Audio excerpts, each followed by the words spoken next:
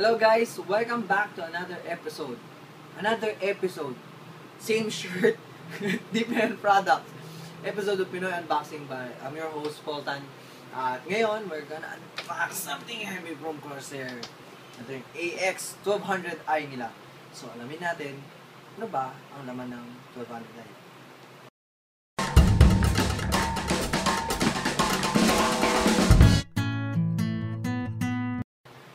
Okay, so ngayon, i-unbox natin yung Corsair AX1200i nila. Isa sa mga ginamit ko sa computer ko is yung 1200 nila, AX1200. So far, sobrang ganda, sobrang linis, at saka performance-wise, maganda siya. Ang pinakaiba lang niya dito is 1200i, this time it's Platinum 80+. Yun kasi is Gold 80+. Ibig sabihin, mas efficient ito sa power. Mas makakasave ka ng kuryente kumpara dun sa gold at kumpara dun sa mas regular lang, silver and bronze. So, mas maganda yung platinum at full load, mas efficient siya ng konti. So, pag mas efficient siya, mas tipid sa kuryente, lumalabas. Save ka ng electricity bill. Okay, isa pa sa mga features na bago dito sa 1200i AX is, una, tingnan mo naman yung packaging. Ang ganda, black, red, tapos may mga parang patterns dyan. Sobrang ganda. Okay. So, ilan sa mga bago sa kanya is, una, ito. Nag-iba na yung fan grill niya. Nag-iba na yung design niya. Nag-iba din yung mga plugs dyan. Later on, papakita ko sa inyo. So, katulad sinabi ko sa inyo, 80+ na platinum siya. Meron din siyang capability sa Corsair Link. Bakit may ganyan yan? Alamin natin later on. Katapos, nakasunod dito, digital controlled power. Quiet, efficient operation, at saka fully modular. So, digital ATX power supply, ano to? Ibang lingwahe, no? Yeah, ibang lingwahe. 12,000 o 1,200 watt PSU. Looking at the back, nothing special naman. Sinasabi lang nila sa inyo, lang naman na 7 years warranty to. So, no problem pagdating sa pag nasira ito. 7 years warranty, guys. At madali magpa-RMA sa Corsair. Basta siguraduhin yung nasa inyo yung serial number at kumpleto pa kayo ng parts na to. At hindi kayo ang dahilan kung bakit nasira yun. Baka nilaglag nyo or something. Siyempre, kasalanan nyo na yun. Anyway, buksan natin yung box. Matte finish nga pala yung box. So, excited akong gamitin to kasi gagamitin ko to sa Aventador build ko. Okay. Nice mo. Pula pa, oh. Diba? Pula pa yung loob. Nice effort, Corsair. Ganda. Well, kailangan naman talagang gawin nila yan kasi alam ko medyo may kamahalan, pricey itong PSU na to, pero sobrang worth yung babayaran nyo. So, ito nga pala yung loob. Nakita nyo kung ilan yung mga cable na makukuha ninyo. May CPU pin siya, dalawa, isang 24 pin, 8 na PCIe, 8 pin para sa video card. So, pwede 4 gamitin yung video card. Katapos, tama ba? 8, tama, 8. So, 4 na pwede nyo gamitin video card. Katapos, meron siyang SATA. 16 na SATA ang pwede nyo gamitin dyan na devices. SATA powered. Molex niya is 12. Tapos, may floppy drive power. Ewan ko kung may gumagamit pa ng floppy drive. Parang may mali doon. Anyway, may reason siguro bakit nila nilagay yan. Katapos, meron siyang mga ibang mga features dito. At yung buong laman, hindi mo na alam buksan yung power supply, magkaka-idea ka na anong laman nung mismong power supply. At ang ayoko lang dito, guys, is green PCB. Kasi compare sa 1200 na AX, di ba minodify namin yung 1200 AX na power supply, black PCB ginamit nila doon. This time green. Yuck! Pero ganda pa rin. Kasi nga, hindi naman natin ito mo-modify. Kasi kita, nasa loob naman yun. Pero kung i-modify nyo, katulad ng ginawa namin, nilipat namin yung saksakan. Siyempre, kailangan mo black PCB para maganda. Pero madali naman pinturahan yan eh. Pinturahan na lang. Anyway, so tingnan natin yung mismong yung laman mismo yung packaging. So, obviously, yung box may lamang bang box. Yan. Okay. Ay, yan. So, kung pakita yan, serial number there. So, black box na Corsair logo. May Corsair logo dyan. Maraming Corsair logo. So, para mabuksan yan,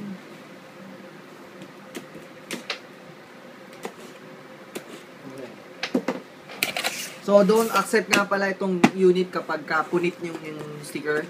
ng bagong bili nyo, tapos pulit ha, hindi nyo pa na binubuksan. So, katulad ko, binuksan ko na siya, kaya pinulit ko. So, don't accept yan yung unit pag sira yung sticker.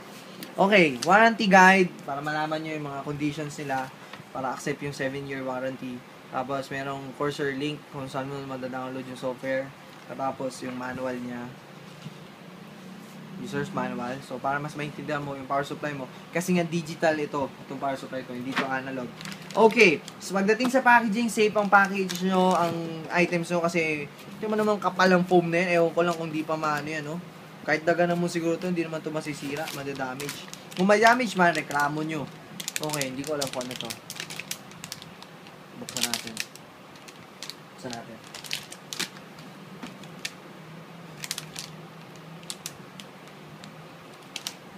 Sachet lang. Okay. Kita naman, no? Nice. Oh, Corsair link. Ooh, digital. Nice. Okay. So, hindi ko pa alam kung para saan to.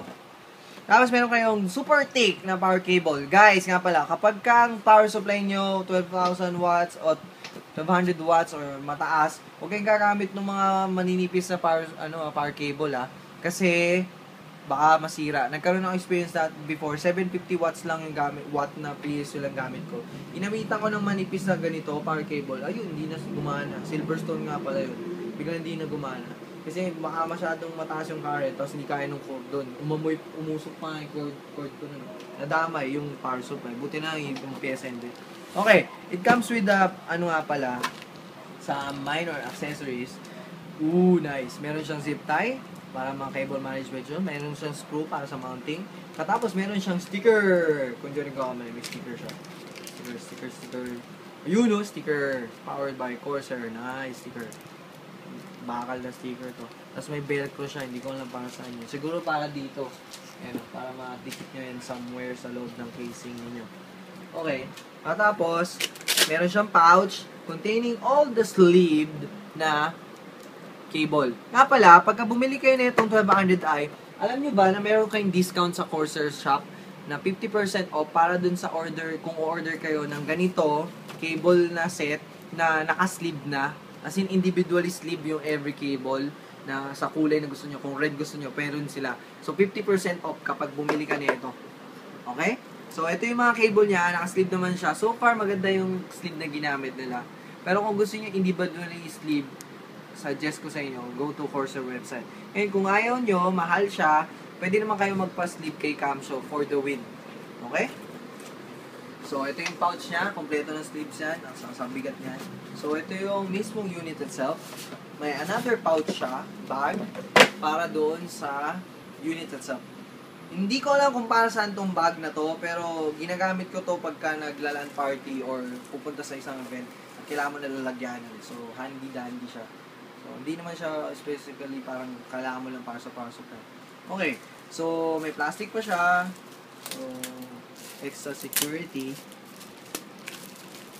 Siguradong hindi siya ginamit. Okay. Ngayon, first impression, sa size niya, same pa rin ng 1200 na AX na gold no Corsair. Pero nagbago yung sticker niya. Glossy na metallic. Ganda. Nice. Matte finish pa rin siya na powder coated na black. At tapos meron pa rin siyang quality check dyan na stickers. At yung fan grills niya nagbago na. So, in-update na nila. Which is maganda rin. Sobrang ganda. Meron nga pala siyang 140 ba to? 180. 140, kung di ako nagkakamali, correct me if I'm wrong, 140 na millimeter na fan. So, para i-cool down yung buong system.